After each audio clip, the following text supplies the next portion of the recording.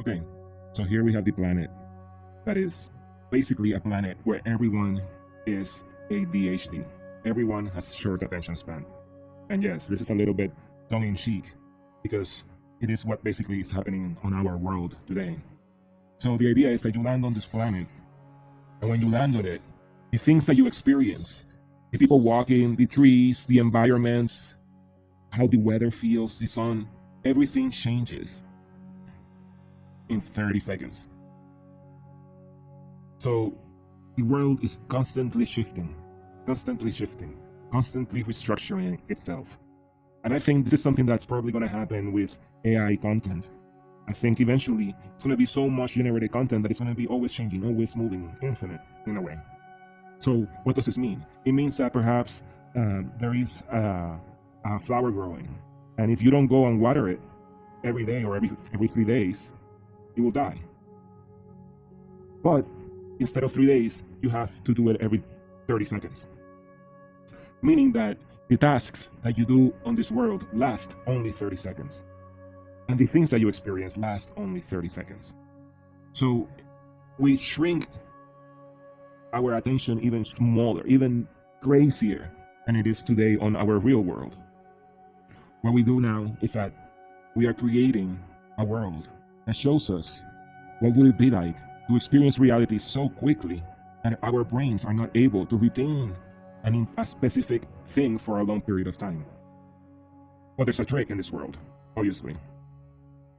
If you go and you get to certain places of beauty, it could be a window in a house, looking at a beautiful tree outside, and you're inside the house, you're looking outside, and if you encounter this window, it doesn't change, the view doesn't change. Everything else shifts in this world, but the window doesn't shift, it stays permanent. So the main task that you do in this world is find the permanence, and you try to look for it, and that is the quest. Where is the permanence? You may find a lake that remains permanent and tree around it. And in that lake, people want to be, because it's not changing every 30 seconds. So this is the theory of this planet. The planet, and you can see it visually as a lake, and a few trees around it are still, and everything around is blurred. It's blurred, it moves, it's shifting. It's like the lake is surrounded by a few trees that are still, and the lake is still, and the water just shifts slowly. But everything else is like a fast motion blur from traffic, but instead of the colors of traffic lights, they're the colors of the forest around.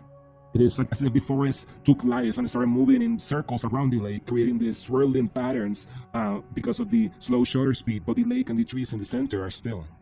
So this theory of finding stillness is a way for us to appreciate focus. And this world helps you appreciate focus. At first sight, it may be too much, or it may be interesting because things are always shifting every 30 seconds.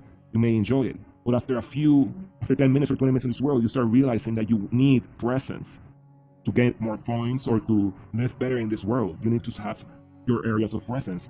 That's why people would like to build houses around this lake, so that and they see always presence. It's beautiful to see presence. So that's the idea of this planet as I have it developed today. So we can say that perhaps there's a lot of moons circulating this planet, because it is almost as if it's a maximalist planet of objects, sceneries, maximalistic, all over the place, more things, always shifting, always changing. More data, more information, more scenery, until you find stillness. So it's a mixture of maximalism and minimalism. The stillness is minimal. So it's like the waves patterns of the lake that form because of the wind. The small little waves.